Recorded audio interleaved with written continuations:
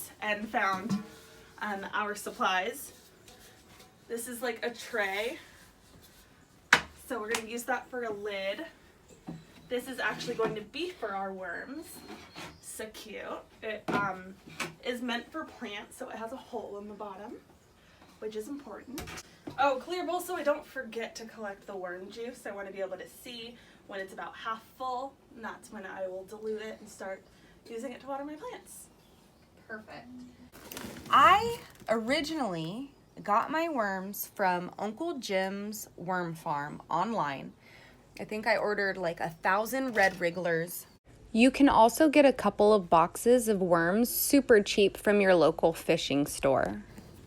I just grabbed one shovelful of dirt out of my compost bin at home and easily was able to gather 50 worms for Chanel. The lid is because, one, it's going to help so that there's no smell. That was a big concern of yours. Mulching on top of your compost with just leaves. The worms will love it, and you won't have to worry about the smell. With the mulching and the lid, you'll have no smell problem. The worms eat really fast. You can get really creative with which items you want to use to make your worm composting bin. You can take a look at my other 2 composting videos. I've made all of my compost bins out of different items. But Chanel likes Ross, and she likes shopping, and she likes pretty flashy things. So we just put this stuff together, and it was so cheap. If you have a screen that falls off your window at home, save it, because this stuff keeps mosquitoes out. Like, don't throw screens away. They'll come in handy. In this case, it's going to keep the worms from falling through.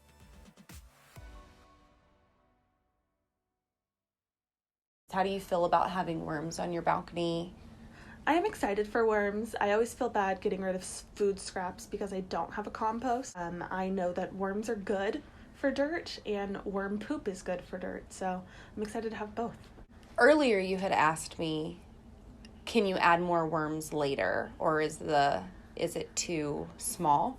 They're gonna have lots of babies, so they will mate and reproduce and survive and multiply at the rate that they see fit. So they're going to totally adapt to that pot.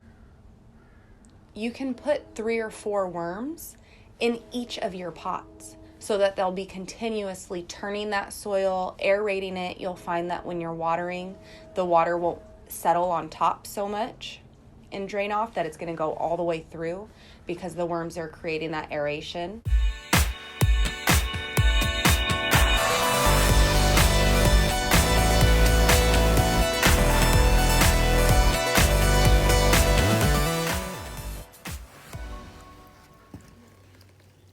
So we did a water test, and this thing leaks in other places besides that middle hole. So we're going to put a little plastic barrier around because I don't want this to smell. If the worm juice has any smell to it, I don't want it to be sitting and marinating in this bowl. I only want it to go in the clear bowl.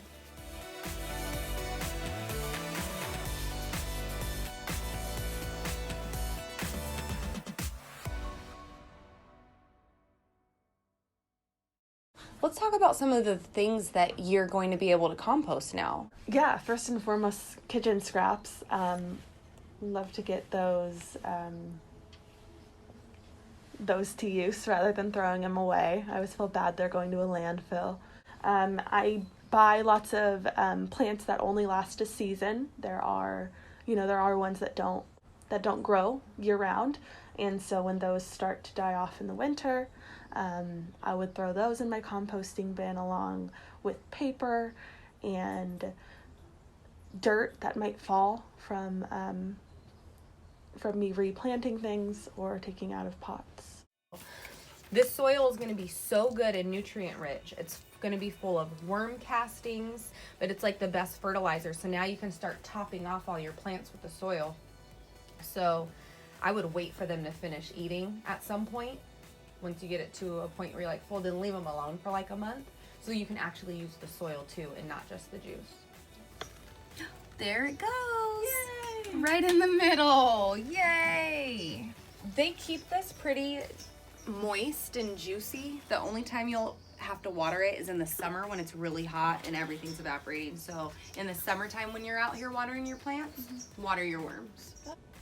Thanks for watching, Garden Scientists. Please give my video a thumbs up, leave me a comment, let me know what you'd like to see next, and follow me on Instagram at Gypsy's Healing Herbs to stay up to date on what's going on in the garden.